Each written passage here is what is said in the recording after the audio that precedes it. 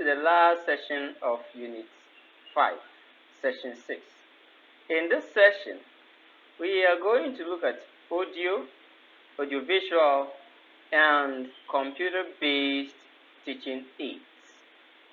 Let's look at the objectives for this session. By the end of this session, you should be able to state the ways by which the teacher and students can benefit from broadcast chemistry sessions. State at least 5 importance of using audiovisual aids in teaching chemistry.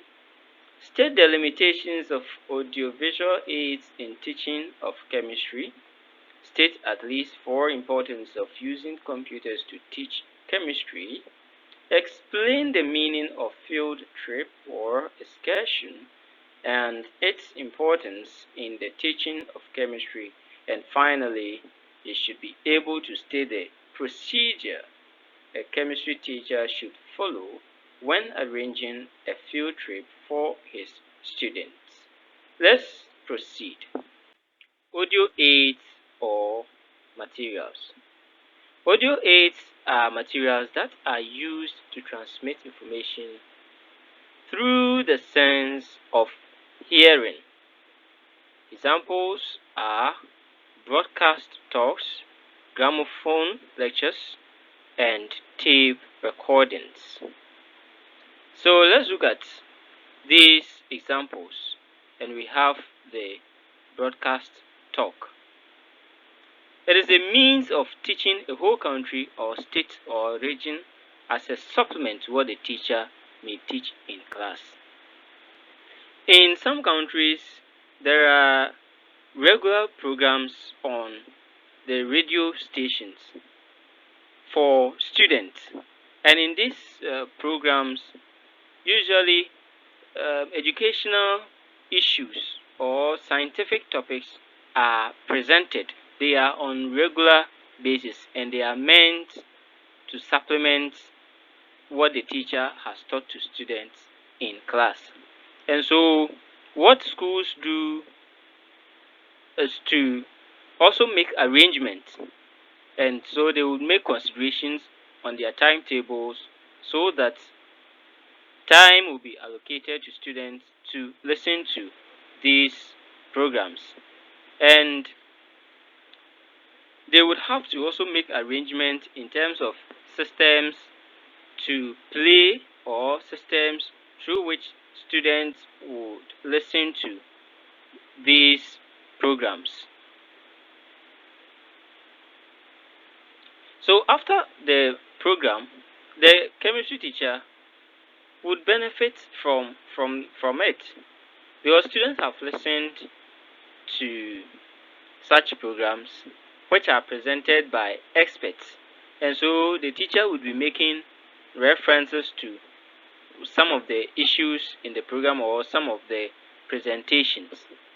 Now, the problem with broadcast talk may be with the instrument playing the sound for students and the teachers to listen.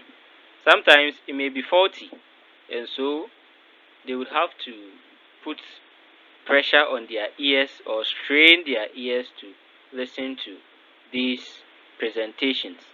And even apart from that, the students are only making use of their sense of hearing. So those who have difficulties in hearing wouldn't benefit that much. If you just leave students to just listen, they will just listen to it without making any meaning. And so the teacher would have to guide the students during such occasions. How do you do that? Usually, before the program is presented, then they would give the date, the time, and the topic in advance. So you, the teacher, if you know the topic, then you write down some questions and give to your students as questions that they are going to answer after listening to the program. if you have given them these questions, then they would always listen very well to find answers to the questions, and so that will keep them active throughout the process. Okay, so that is the broadcast talk. Let's move on. Okay, so still on the audio aids, let's look at the gramophone lectures.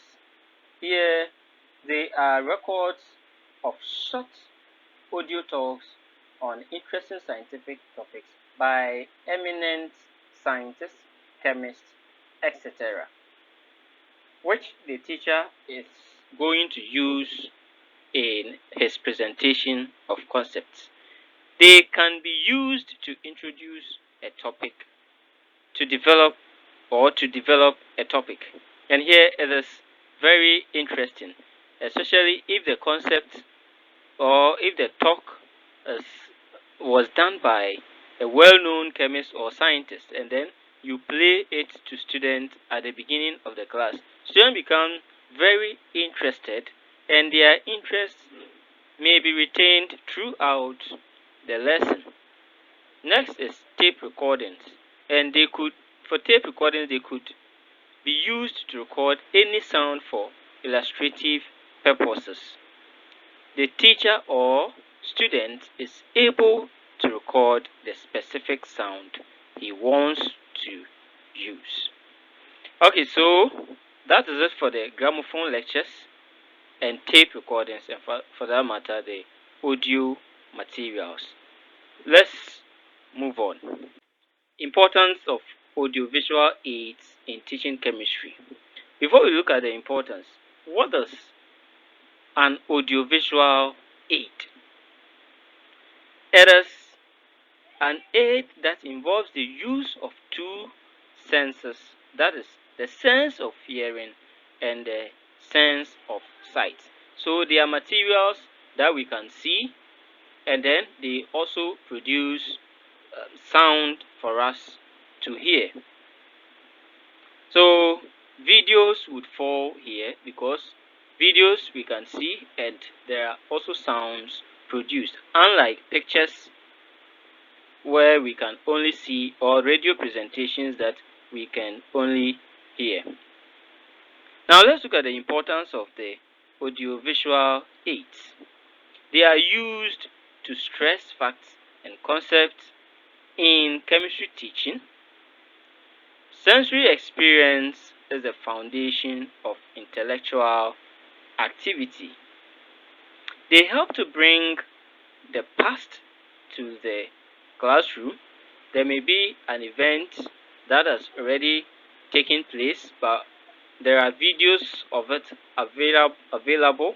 So it's just a matter of playing the video in the classroom, and students will feel that they are in the past. They can be used to show a record of an event, and they can be used to teach a large class at a time.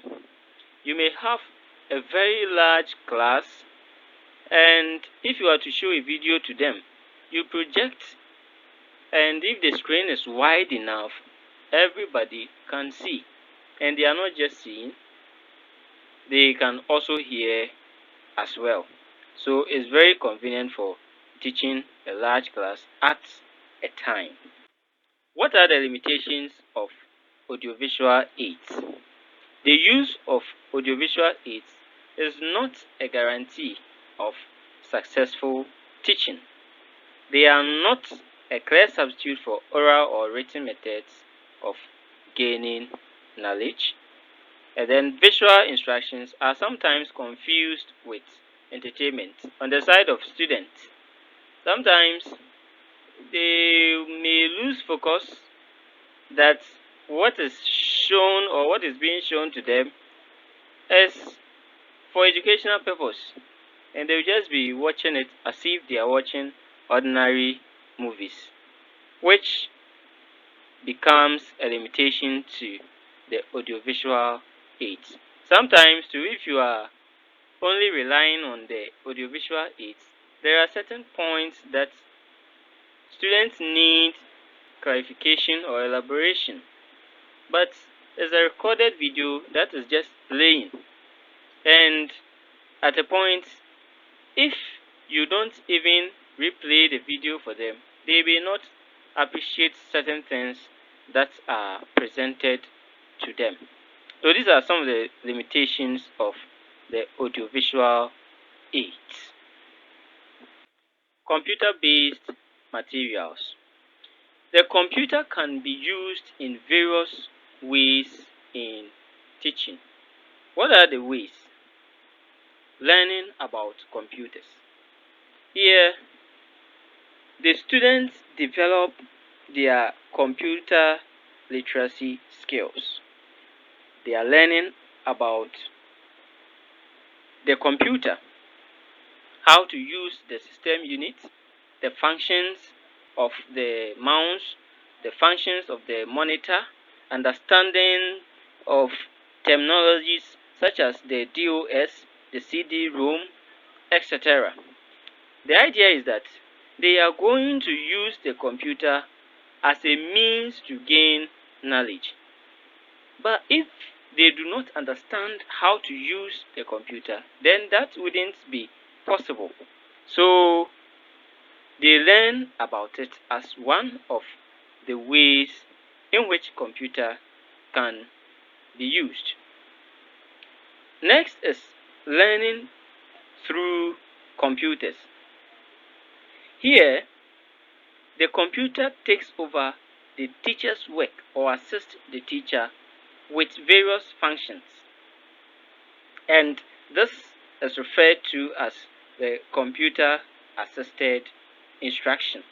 And here with the computer assisted instructions too, we can put into three types as drills and practice being one. With the drills and practice, the computer pose questions to the students and students answer them. Next one is simulations, where the students play an active role in manipulating certain factors or functions. And also the last one, tutorials. Now they are done in the question and answer form. That's the tutorials. Information is given in the form of a text or graphics, posing questions to students for them to answer. So here we learn through the computers playing the roles of teachers. And then we have learning with computers. So if you are learning, or when students are learning with computers, then they are using the computers to gain knowledge. Okay, so let's look at importance of using computers to teach. And one is that information is sent to a large number of people at a time. They only need access. When you send the information, it goes to a large number of people. And it even makes the work easier for the teacher.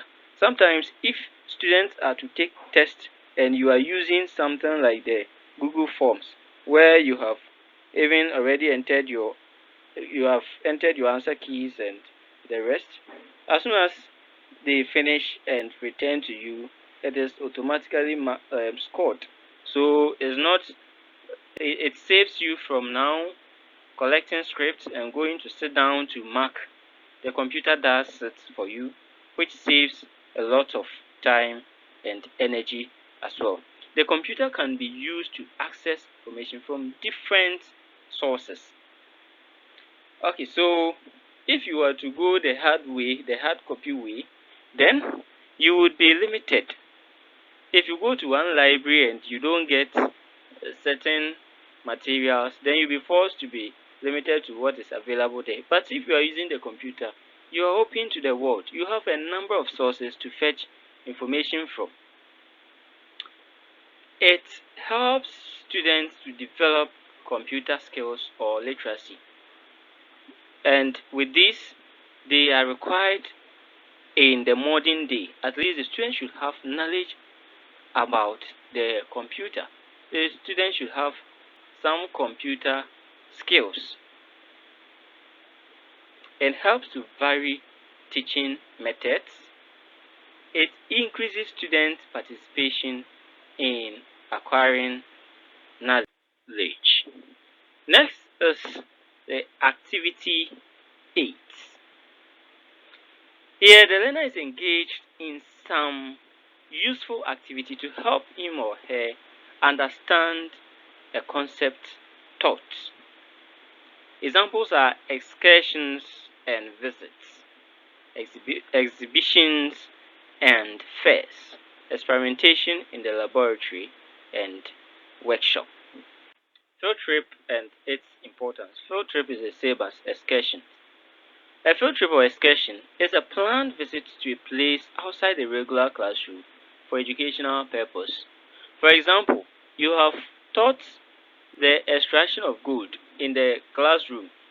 Then you can take the students on field trip to these mining industries for students to observe how the extraction of gold is done so that they would appreciate what they are learning. They would now understand that what we are learning is very relevant. Let's look at some importance of field trip. Field experiences are first-hand experiences, and field trip, if organized properly, awakens many interests that classroom work cannot arouse in students. Some of the things we teach, students do not find interest in only because we have not taken them out to see how it is applied uh, in real life. There was a time that people were asking how they would apply calculus in their lives, and so they were making mockery of mathematics.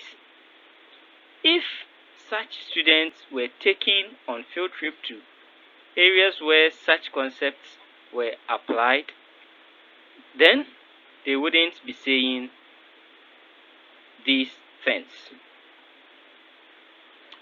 It is more meaningful and permits easier transfer of learning to solutions of real life problems. Okay, so those are some of the importance of the field trip. Let's look at procedure to follow when arranging field trips. If you are a teacher, you cannot just get up one day, pack your students in a car that we are going here.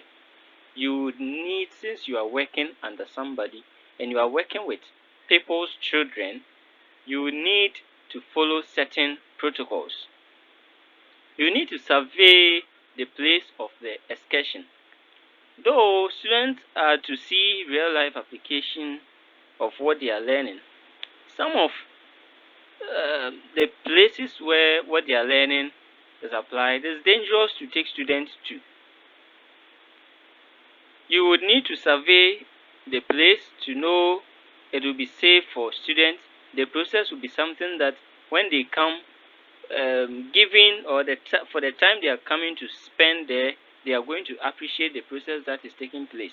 Some of the processes, it takes a long time, such that students will go spend the whole of the time there and would not see anything. You need to do a survey. Then objectives of the field should be very carefully identified. Permission from the authorities and parents of students should be taken. If you refuse to do that and you take your student there and something happens, it will be shocking that your school authorities will say they didn't know anything about what you embarked on, and you face all problems alone. In order to avoid this, seek permission from authorities and parents so that parents know that at this time my kids are here, at this place. In that case, if something happens, they wouldn't blame you. Permission from the authorities and okay. Appropriate activities compatible with the identified objectives should be listed and discussed with the students beforehand. And then, if there is a need for transport and place to stay, they should be arranged in advance. My good friends, we are ending the session here with these self assessment questions.